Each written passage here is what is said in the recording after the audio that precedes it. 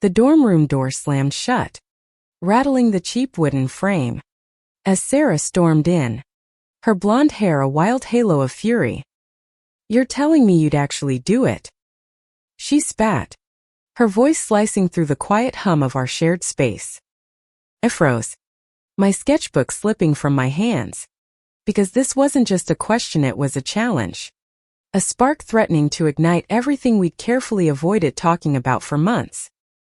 "My name's Riley, and I'm a junior at UCLA.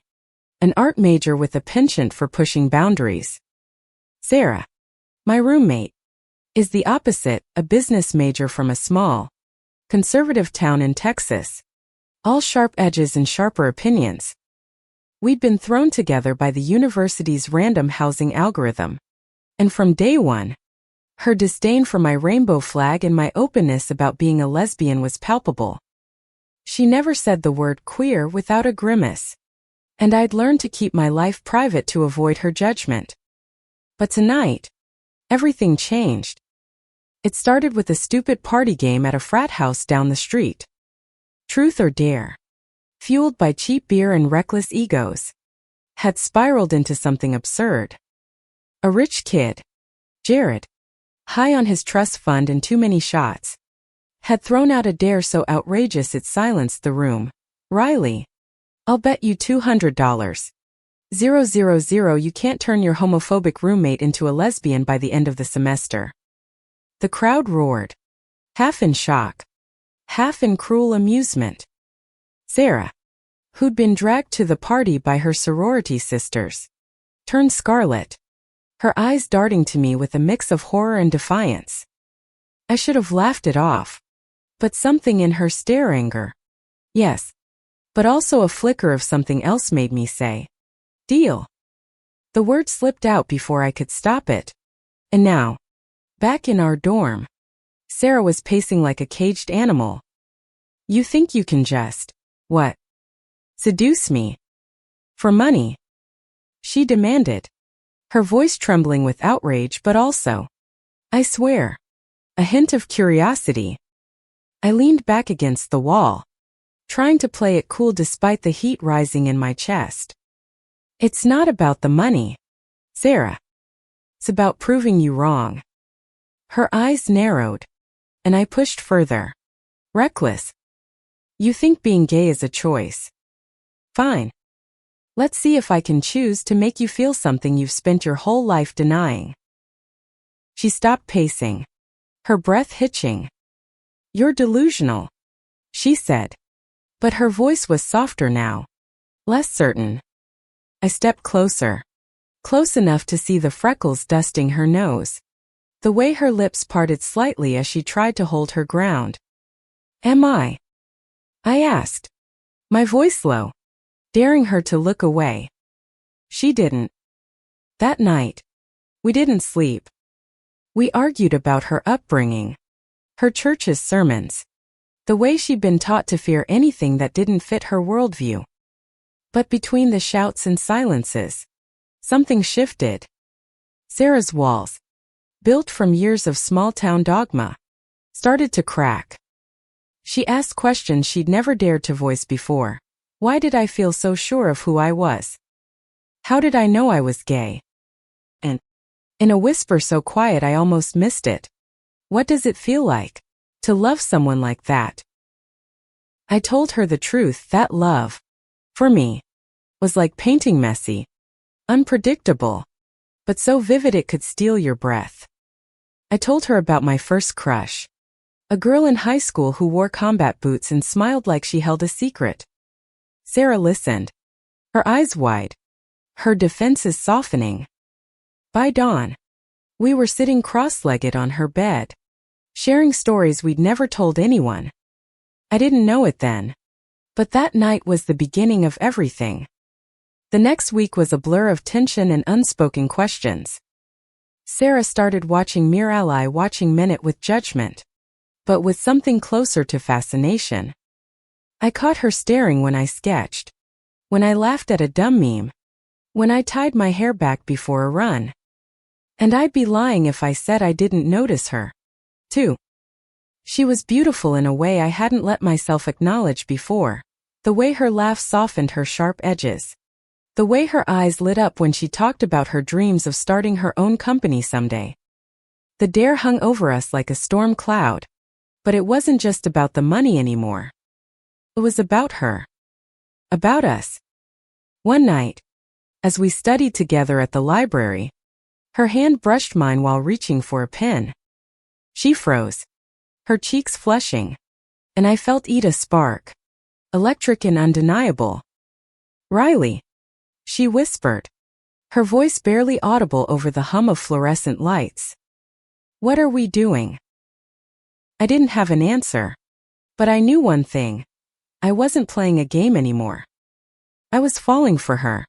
And the scariest part, I think she was falling, too. The library became our unspoken sanctuary. A place where the world's noise faded and the air between us grew heavy with possibility. Sarah's hand lingered near mine more often now, her fingers grazing my wrist when she passed me a book or pointed to a line in her notes. Each touch felt like a question she wasn't ready to ask out loud, and I wasn't sure I was ready to answer. We didn't talk about the dare for days, but it was there, a silent weight pressing down on every glance, every laugh. Jared, the frat boy who'd started this mess, kept texting me, demanding updates like I was some reality show contestant. I ignored him, but the $200,000 loomed in my mind not because I wanted it, but because it was a reminder of how this had started. A stupid bet. A cruel joke. And yet, here I was, sketching Sarah's profile in the margins of my notebook, her sharp jawline and soft lips taking shape under my pencil. One evening, as rain battered the library windows, Sarah broke the silence. "Riley, do you think people can change?" Her voice was hesitant, her eyes fixed on the table. I set my pencil down, my heart racing. "Change how?" I asked, though I knew what she meant. She fidgeted, twisting a strand of blonde hair around her finger. "Like, who they are. What they want." I leaned forward, searching her face. "I think people can discover who they've always been," I said carefully. "Sometimes it just takes the right moment to see it." Her eyes met mine, and for a second, I thought she might cry. Instead, she nodded, like she was piecing together a puzzle she'd been afraid to touch. That night, we walked back to our dorm through the rain, sharing my umbrella. She was quieter than usual, her shoulder brushing mine as we navigated puddles. When we reached our room, she hesitated at the door, her hand on the knob. "Riley," she said, turning to face me, her voice barely above a whisper. "I don't know what's happening to me." Before I could respond, she stepped closer, her breath warm against my cheek. My pulse thundered as she reached out, her fingers trembling as they brushed my jaw. "I'm scared," she admitted, and the raw honesty in her voice undid me. I wanted to kiss her, to close the distance between us, but I didn't. Not yet. Instead, I took her hand, squeezing it gently. "You don't have to know everything right now," I said. "Just let yourself feel it." The next few weeks were a tightrope walk. Sarah started opening up, sharing stories of her childhood, how her parents' strict rules left no room for questions, how she'd always felt like she was hiding something, even from herself. I told her about my own journey, the fear of coming out, the freedom of finally embracing who I was. We talked until sunrise, our voices weaving a fragile bridge between us. But the outside world wasn't as kind. Word of the bet had spread, thanks to Jared's big mouth, and whispers followed us on campus. Sarah's sorority sisters started asking pointed questions, their smiles laced with suspicion. One afternoon, her best friend, Emily, cornered her outside the dining hall. "Are you seriously hanging out with her?" Emily hissed, glaring at me from across the quad. Sarah's face paled, but she didn't back down. "She's my friend," she said firmly, and my heart swelled even as Emily stormed off. That night, Sarah came back to the dorm with red-rimmed eyes. "They think I'm confused," she said, collapsing onto her bed. "They think you're messing with my head." I sat beside her, careful not to touch her, though every part of me wanted to. "Do you think I'm messing with your head?" I asked quietly. She looked at me, her eyes searching mine, and shook her head. "No. You're making me see things clearly for the first time." The air between us crackled, and I knew we were teetering on the edge of something irreversible. I reached for her hand, and this time, she didn't pull away. Her fingers laced with mine, tentative but sure, and I felt the world shift beneath us. "Riley," she whispered, her voice breaking. "I think I'm falling for you." Sarah's confession hung in the air like a melody, fragile and beautiful, but the world wasn't ready to let us savor it. The next morning, I woke to find her pacing the dorm, her phone buzzing incessantly. "It's my parents," she said, her voice tight. "Emily told them everything." My stomach dropped. Everything meant the bet, the rumors. I wanted to reach for her, but she was already unraveling, her hands shaking as she read their texts. "Come home. We need to talk. This isn't you." She didn't go home, but the pressure was suffocating. Sarah started pulling back, her smiles forced, her touches hesitant. I tried to give her space, but every moment apart felt like a betrayal of what we'd started to build. The dare, once a reckless spark, was now a shadow threatening to swallow us whole. Jared kept texting, his messages taunting. "How's your little project going?" Clock's ticking. I wanted to punch him, but more than that, I wanted Sarah to be okay. One night, she came back from a sorority meeting, her face pale. "They're freezing me out," she said, her voice hollow. "They think I'm one of you now." The words stung, not because they were true, but because of the shame she still carried. I knelt in front of her, taking her hands. "Sarah, you don't have to be anything you're not ready to be," I said. "But you're not alone in this. I'm here." Her eyes filled with tears, and she leaned into me, her forehead resting against mine. "I don't know how to do this," she whispered. "I don't know how to be me." I held her, my heart aching with the weight of her words. "You don't have to have it all figured out," I said. "Just take it one step at a time." That weekend, I convinced her to get away from campus. We drove to Santa Monica, the ocean stretching out like a promise of freedom. We walked along the pier, the salty breeze tangling our hair, and for the first time in days, Sarah laughed a real, unguarded laugh. We shared cotton candy, our fingers sticky and brushing against each other. And when she looked at me, her eyes were brighter than the sunset. "Riley," she said, stopping by the railing, the waves crashing below. "When I'm with you, feel alive. Like I'm finally allowed to be myself." My breath caught, and before I could stop myself, I leaned in and kissed her. It was soft, tentative, but her lips pressed back, warm and certain. When we pulled apart, she was smiling, tears glistening in her eyes. "I didn't know it could feel like this," she said. But the world wasn't done with us. On Monday, Jared cornered me outside the art building, his smirk infuriating. "So, you actually think you've won?" he said, loud enough for passers-by to hear. You're just playing her. Riley. Everyone knows it. I clenched my fists. My voice low. This isn't a game. Jared. Back off. He laughed. But I saw the unease in his eyes. He hadn't expected me to care.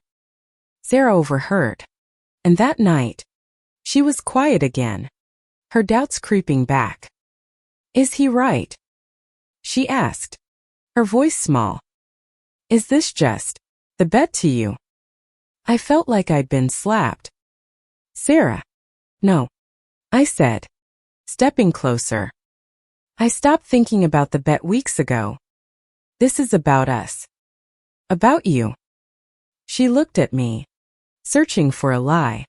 But I held her gaze, letting her see the truth. She nodded. But the damage was done. The rumors. Her parents. Her sorority, they were all closing in. And I didn't know how much longer she could hold on. I didn't know how much longer we could hold on. The weeks that followed were a delicate dance of hope and fear. Sarah and I were closer than ever. Stealing moments in the dorm when no one was watching, a brush of hands. A shared smile. A kiss that felt like a secret we were both desperate to keep. But the outside world was relentless. Her parents called daily, their voices heavy with disappointment. Her sorority sisters stopped inviting her to events. And Jared, that smug instigator, kept stirring the pot, spreading rumors that painted me as a predator and Sarah as my victim. I tried to shield her, but the weight of it was breaking her. One night, she came back from a call with her mom, her face streaked with tears. They want me to transfer, she said, her voice barely audible. They think you're corrupting me. The word hit like a punch, and I felt my own anger rising. Corrupting you, I said, my voice shaking. Sarah, you're not some pawn in their game. You're allowed to feel what you feel. She looked at me, her eyes pleading for answers I didn't have. But what if they're right? She whispered. What if this isn't real? I took her face in my hands, my thumbs brushing away her tears. Does this feel real to you? I asked, my voice steady despite the storm in my chest. She nodded, her lips trembling, and I kissed her, pouring every ounce of truth into it. She kissed me back, fierce and desperate, like she was trying to hold on to something slipping away. We decided to fight back, starting with Jared.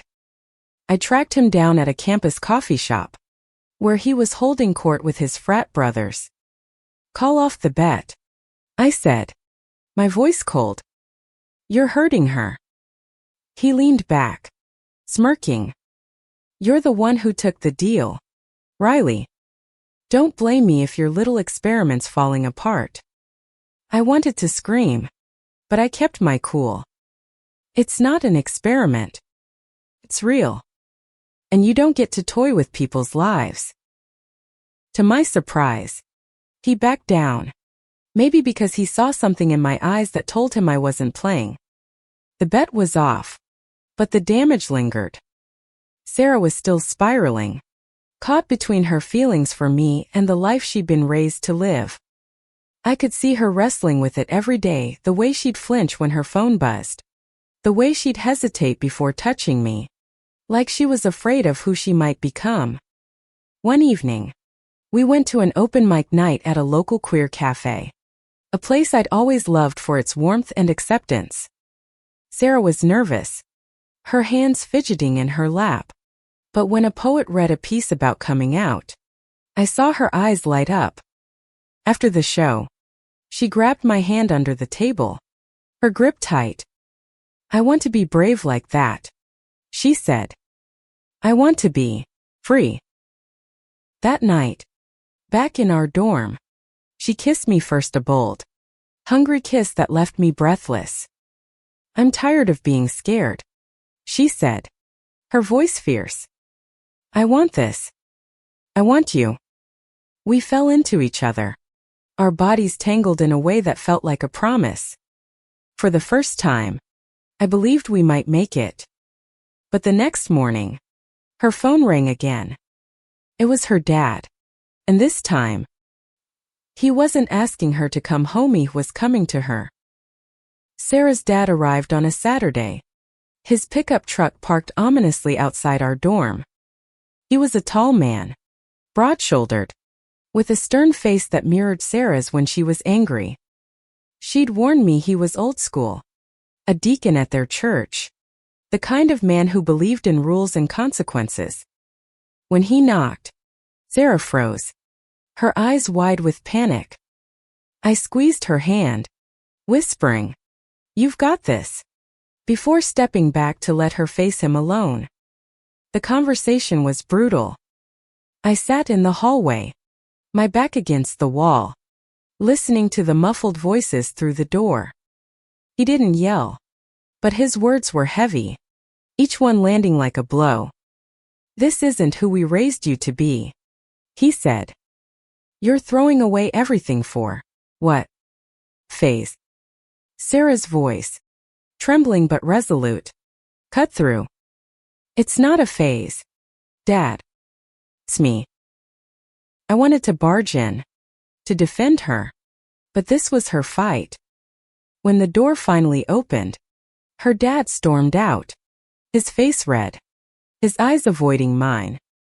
Sarah stood in the doorway, tears streaming down her face, but there was a fire in her eyes I hadn't seen before. "He's giving me an ultimatum," she said, her voice shaking. "Come home and fix myself, or I'm cut off."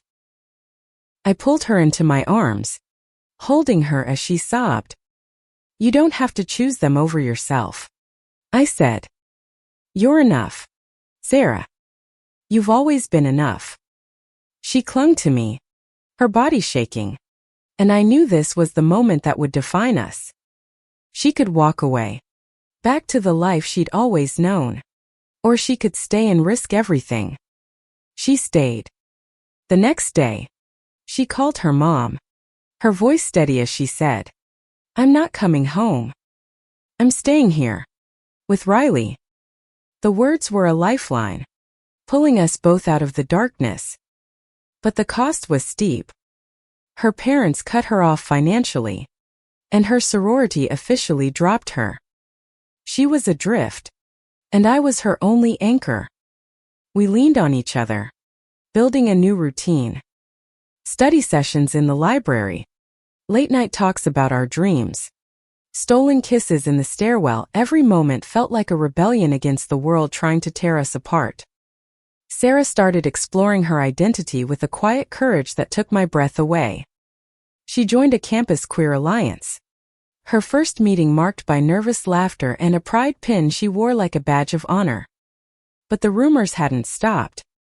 Jared's friends spread lies, painting our relationship as a spectacle, a stunt.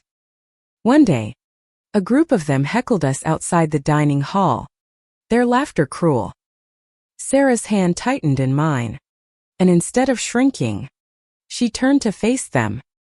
"You don't get to define me," she said, her voice clear and strong. I'd never been prouder.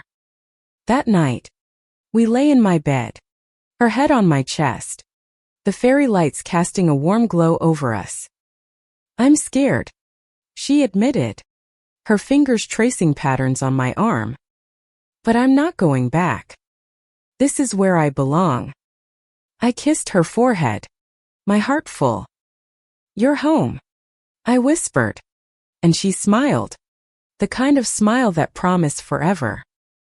The semester was winding down, and with it, the deadline Jared had set for his stupid bet. But the money didn't matter anymore, not to me, not to Sarah. What mattered was the life we were building, fragile but real. We were a team now, navigating her new reality together. She got a part-time job at the campus bookstore to cover expenses, and I sold a few sketches to help with rent. We were scraping by, but every small victory felt like a triumph. Sarah was blooming, her confidence growing with every step she took into her truth. She cut her hair shorter, a chin-length bob that made her look bold and free. She started speaking up at queer alliance meetings, her voice steady, her stories raw and honest. I watched her transform, and it was like watching a painting come to life one stroke at a time, vibrant and unstoppable.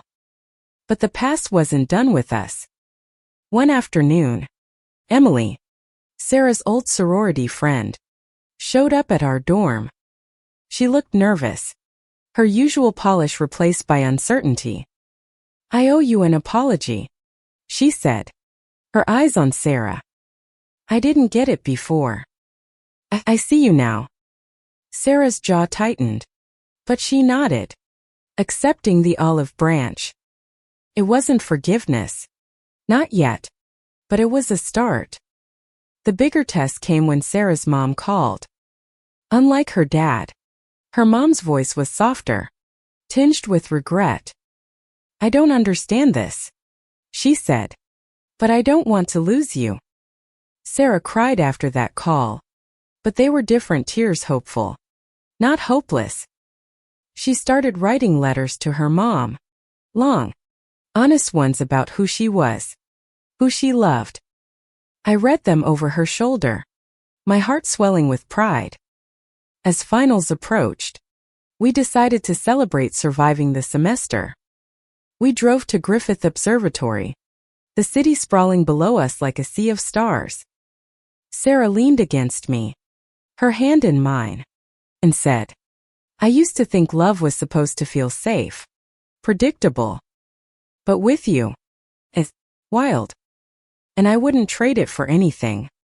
I kissed her, the city lights blurring behind us, and knew I'd never love anyone the way I loved her. But Jared had one last card to play. He showed up at our dorm the night before finals, his smirk gone, replaced by something almost desperate.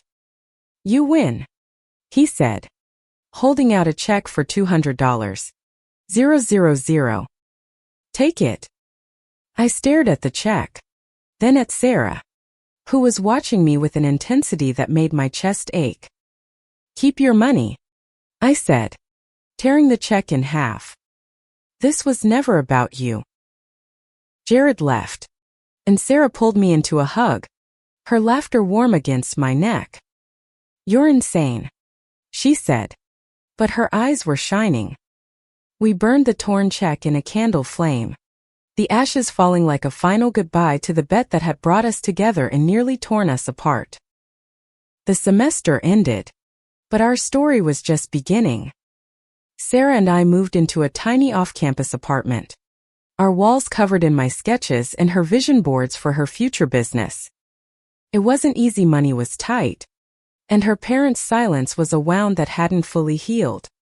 But we had each other, and that was enough. Sarah came out publicly at a campus pride event, her voice shaking but clear as she told her story. The crowd cheered, and I stood in the back, tears in my eyes, knowing how far she'd come. She wasn't just my girlfriend, she was a force, a woman who'd faced her fears and chosen herself. Afterward, she ran to me, her smile brighter than the sun, and kissed me in front of everyone. For the first time, she didn't look over her shoulder. Her mom started visiting, small steps toward reconciliation. Her dad was still distant, but Sarah was patient, believing he'd come around. She'd found a community in the Queer Alliance, friends who saw her for who she was, not who she'd been told to be. And me. I was painting again, my art boulder, inspired by her courage, her love. One night, as we lay in bed, the city humming outside our window, Sarah turned to me. "If someone had told me a year ago I'd be here, with you, I'd have laughed," she said, her fingers tracing my collarbone. "But I wouldn't change a thing." I smiled, pulling her closer. "Not even the bet," I teased. She laughed, her breath warm against my skin.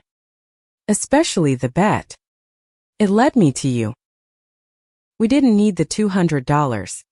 000. We had something worth more. A love that had survived the odds. A love that had changed us both. Sarah had turned her back on a world that tried to define her. And in doing so, she'd found herself. And me.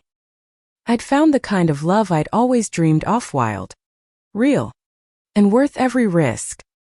As we fell asleep, her hand in mine, I knew one thing for certain: she'd never look back. And neither would I.